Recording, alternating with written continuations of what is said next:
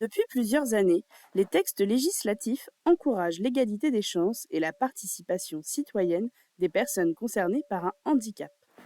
La possibilité de vivre à domicile, inclus dans la société, est encouragée et revendiquée par les personnes et les associations de familles.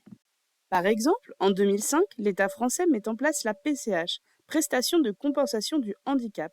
Elle vise à financer des besoins en aide humaine ou technique, permettant ainsi à toute personne de concevoir a priori une vie en autonomie. Cependant, il semblerait que plus de 20 ans plus tard, les personnes restent en difficulté dans leur parcours de vie.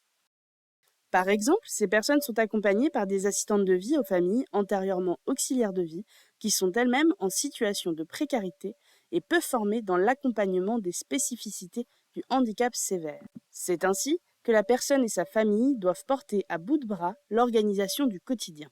Face à ces difficultés, les personnes se tournent vers des établissements d'hébergement avec soins. Pourtant, tandis que les listes d'attente pour une place en maison d'accueil spécialisée ou en foyer d'accueil médicalisé s'allongent, les sorties vers la cité s'avèrent complexes. Dans ce projet de recherche, on se pose alors la question suivante. Quels sont les freins et les leviers d'une vie à domicile pour les personnes concernées par un handicap sévère à dominante motrice ?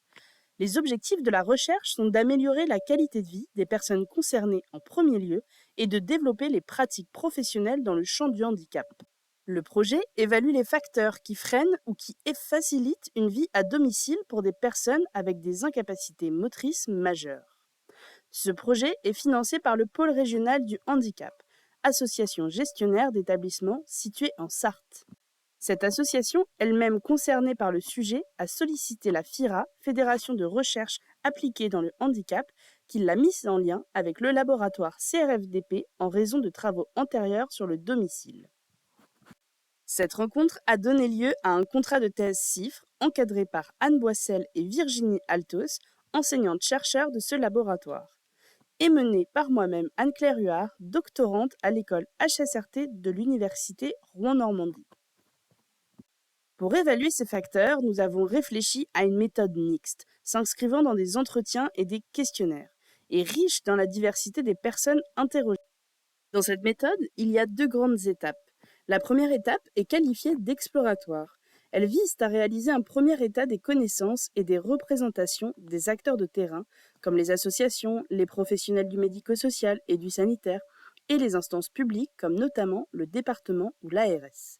Cette phase exploratoire a été menée entre juillet 2022 et janvier 2023.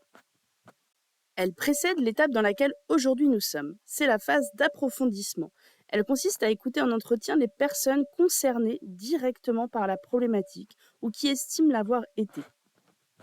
Des observations à domicile seront réalisées avec les assistantes de vie aux familles pour comprendre et analyser leur travail. Et ainsi, des questionnaires sont déjà diffusés en ligne pour mesurer la qualité de vie et l'autodétermination des personnes qui vivent soit à domicile, soit en établissement. Pour participer à la recherche ou la suivre de son déroulé jusqu'à 2025 et plus encore, retrouvez les informations sur le site internet phdomicile.hypothèse.org ou contactez-moi à anneclaire.huard@univ-rouen.fr. À bientôt!